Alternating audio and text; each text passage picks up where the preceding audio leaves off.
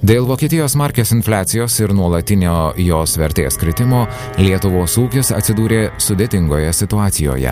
1920 metų pabaigoje vienas Jungtinių Amerikos valstijų doleris kainavo 70 Vokietijos markių. 1922 metų pradžioje jis buvo keičiamas į 200 markių, o metų viduryje jau į 650. Pasitikėjimas Vokietijos marke nuolat krito. Gyventojų perkamoji galia smuko. Lietuvos komerciniai bankai, kurie anksčiau iš valiutinių operacijų gaudavo didžiausią pajamų dalį, ėmė vengti šios veiklos ir savo finansinius išteklius ėmė investuoti į nekilnojamąjį ir kilnojamąjį turtą, žemę, pastatus, taip pat tauriuosius metalus ir vertybinius popierius. Besikuriančių pramonės ir prekybos bendrovių akcijas, valstybės iždo paskolos lakštus ir Lietuvos laisvės paskolos bonus. Lietuvos ūkio kreditavimui iškilo reali grėsmė, todėl skubiai imta rengtis pinigų reformai ir steigti savo emisijos banką. 1922 m. rugpjūčio 9 d.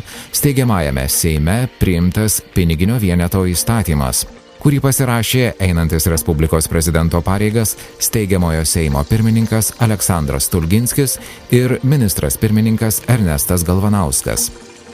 Įstatymas skelbė: Lietuvos Respublikos pinigų sistema paremta auksu. Piniginis vienetas yra litas. Litas turi 150 462 milijoninės gramo dalis gryno aukso. Litas sudaro 100 centų. Po 2 dienų steigiamajame Seime priimamas ir Lietuvos banko įstatymas. Šiuo įstatymu steigiamas bankas vardu Lietuvos bankas. Jo būstinė yra Lietuvos sostinė. Banko uždavinys – reguliuoti pinigų apyvartą Lietuvoje, lengvinti pinigų išmokėjimas krašte ir užsienyje, įgyvendinti pastovi ir patvari pinigų sistema Lietuvos Respublikoje ir skatinti žemės ūkio, pramonės ir prekybos augimas. Banko 12 milijonų litų kapitalą sudarė 120 000 vardinių akcijų po 100 litų. Šiuo įstatymu Lietuvos bankui suteikta išimtinė teisė leisti banknotus, kurių trečdalis turėjo būti padengta auksu, o kita dalis lengvai realizuojamomis vertybėmis. Lietuvos banko steigėjų tapo Lietuvos vyriausybė. Jai priklausė 80% steigiamo banko akcijų. Kitų akcijų savininkais galėjo būti savivaldybės, draugijos ir pavieniai asmenys. Bankui steigti panaudotas kreditas iš aukso fondo, kurio didžiąją dalį sudarė auksas gautas iš Sovietų Rusijos aukso monetomis pagal 1920 m. Liepos 12 d. taikos sutartį, kaip kompensacija už karo metu padarytus nuostolius. Steigiamasis akcininkų susirinkimas įvyko 1922 metais rugsėjo 27 d. Į banko valdybą direktoriais išrinkti Pijus Grajauskas, Julius Kaupas, Juozas Paknys ir Adomas Prūsas. Kitą dieną Respublikos prezidentas pasirašė įsakymą.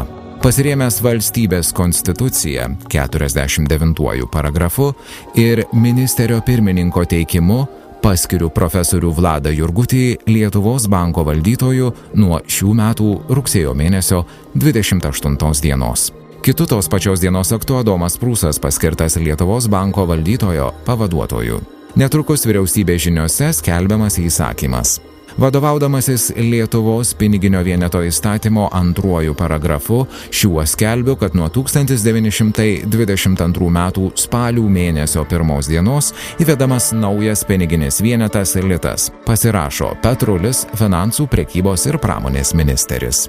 Litai pradėti keisti dieną vėliau, nes spalio 1 diena buvo sekmadienis. Spalio 2 dieną pirmadienį Lietuvos banko ir šalyje platų tinklą turėjusių valstybinių iždinių kasose ostmarkės vadintos auksinais į litus pradėtos keisti oficialiai nustatytų kursų. 1 litas už 175 auksinus. Lito aukso turinys buvo lygus 10 Jungtinių Amerikos valstijų dolerio aukso turinio. Todėl 1 Jungtinių Amerikos valstijų doleris buvo vertas 10 litų.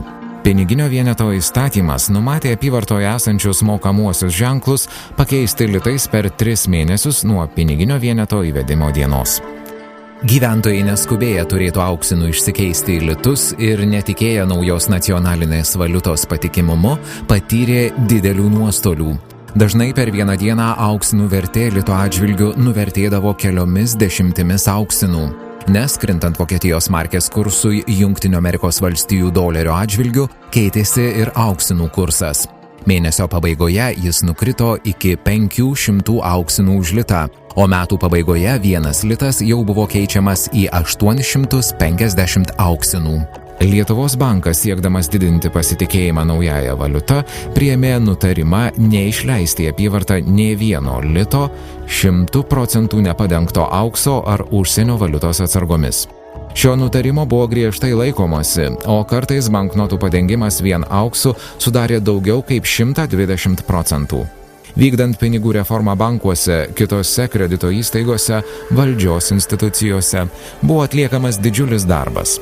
Naująją nacionalinę valiutą litais reikėjo perskaičiuoti taupomųjų kasų indėlius, kreditus, paskolas, išleistus vertybinius popierius, iš užsienio valstybių gautas pašto perlaidas, sandėliuose esančias prekes ir kitas vertybes.